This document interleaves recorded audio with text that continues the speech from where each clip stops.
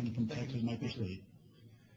Mr. Speaker, it has been said and all too often ignored, if you live beyond your means, you will be forced to live beneath your means. Living and consuming on borrowed money always end. Lenders, even in an age of inflation, have their limits. When living extravagantly, it seems the good times will continue forever. But when the bills come due and the debt with interest needs to be paid, the good times end. The fiction that the appreciating prices of houses and stocks and other assets serve as savings is always self-limited and ends with pain. Without a source of newly borrowed funds, once the value of stocks and houses depreciate, the individual comes to the realization that hard work and effort are required to produce sustained wealth.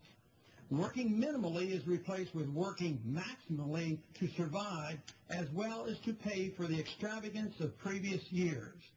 The consequence is more work and a diminished standard of living.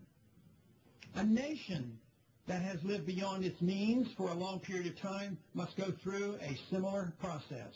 Once the national debt grows to an extreme proportion, as ours has, there's no possibility of it being paid off in the conventional sense.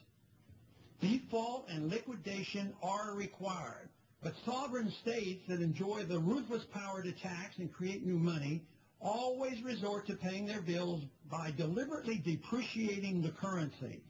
This makes it hard to identify the victims and the beneficiaries.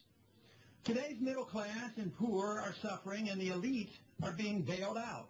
And all the while, the Federal Reserve refuses to tell the Congress exactly who has benefited by its largesse. The beneficial corrections that come with a recession of debt liquidation and removing the malinvestment are delayed by government bailouts. This strategy proved in the late 1930s to transform a recession into a Great Depression and will surely do so again. We have become the greatest debtor nation in the world.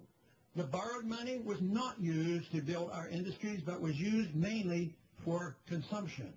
The fact that the world trusted the dollar as the reserve currency significantly contributed to the imbalances of the world financial system.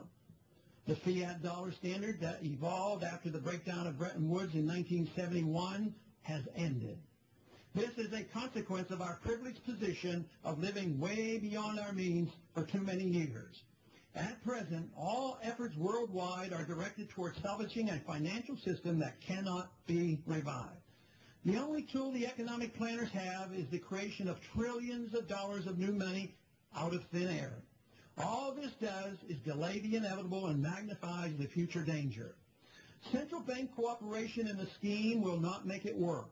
Pretending the dollar is maintaining real value by manipulating the price of gold, the historic mechanism for measuring a currency's value, will work no better than the effort of the 1960s to keep gold at $35 an ounce. Nevertheless, Bretton Woods failed in 1971, as was predicted by the free market economists, despite these efforts. This crisis we're in is destined to get much worse because the real cause is not acknowledged. Not only are the corrections delayed and distorted, additional problems are yet to be felt. The commercial property bubble, the insolvent retirement funds, both private and public, state finances, and the university trust funds. For all these problems, only massive currency inflation is offered by the Fed. The real concern ought to be for a dollar crisis, which will come if we don't change our ways. Even massive bailouts cannot work. If they did, no person in the United States would ever have to work again. We need to wake up and recognize the importance of sound money. We need to reintroduce the work ethic.